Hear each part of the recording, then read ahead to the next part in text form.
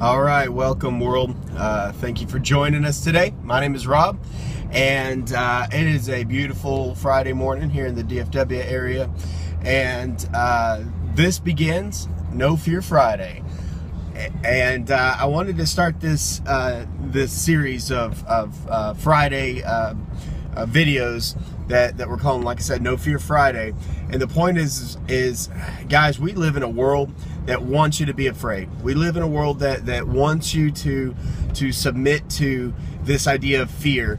And the reality is we do it so second nature. I mean, fear is such a determining factor for so many of our lives, and it's because it's I don't know why. It's not fun. Nobody likes it, but everybody expects the worst to happen. Everybody expects the bad things to happen, and well, this is my situation, and I don't know why we always go to that place. I don't know why we always go to that level of fear. And so what I want to do is I want you to have one day a week that we're talking about it, we're putting it out there, and hopefully we're conquering it. Now, one of the things that I've experienced about fear is it's something that when you really put it into perspective, when you grab fear and you start to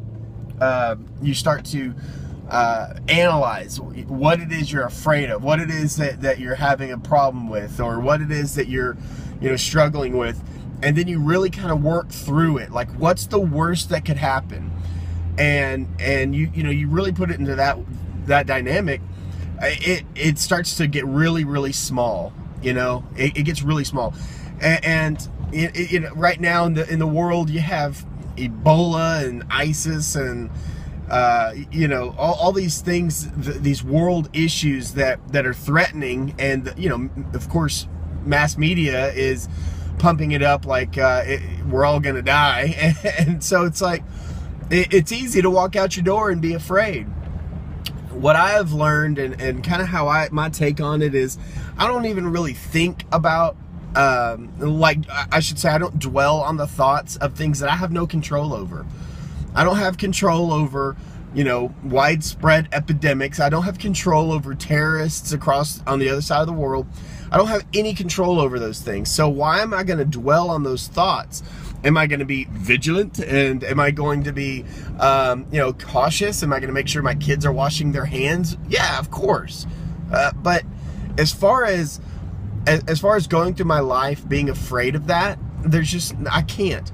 I have friends that are all into politics and on both sides of the aisle. And so it's like when one president gets elected, I have a group of friends that are freaking out and, oh, we're all going to die. They're going to ruin the planet.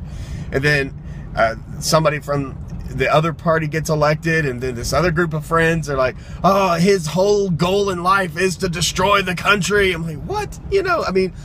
So it's just, I can't see getting so worked up over things that we just don't have any control over. And I think with fear, that's what fear wants. Fear wants you to take something that you don't have control over, pretend like you can have control over it by being afraid of it. And again, when you really take survey of especially these big issues like what we're talking about today, and you put it into perspective of what can you really do about it by being afraid of it? What can really happen about it? And the answer is nothing. Nothing can come from being afraid of these big things that are out there. Nothing can come from putting all this fear and everything into it. Now, again, here's the deal, y'all. The solutions are pretty simple. If you need peace, then you need to do a couple of things. First off, put your thoughts in a good place. Put your thoughts in the place of things that are positive, things that are worth fighting for, things that you do have control over, like your attitude, the way you respond to people, those kind of things. And if you believe in God, put your faith in God. That's one thing that Liz and I have done, my wife and I have done our whole married life, is we just keep our faith in God. Because here's the deal, my son River, he's about to turn 8, And when he was about 18 months old, he had to have open heart surgery. And we had no control over that. We had no control over it. They had to stop his heart. They had to run him through bypass, his little 18-month-old body. And all we could do is really just kind of wait and see what was going to happen. But you know what? We were never afraid. Were we, sad that our boy had to go through that? Of course. Were we, was it difficult, like with emotions? Sure, of course it was. But were we afraid? No. And the reason is because we had a faith that God was in control. And when you have a faith like that says, you know what? God's in control, and we believe that God is going to take care of us, no matter what happens. And that's the thing. A lot of times we try to have hope and faith in things that we expect to happen, instead of what may happen.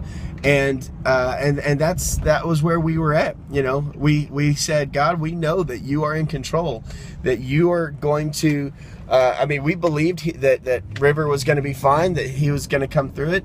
But what if he didn't? What if the worst was to happen? We still had a belief and a faith that God was in control. And just being able to go into that situation without fear was, obviously we were at peace.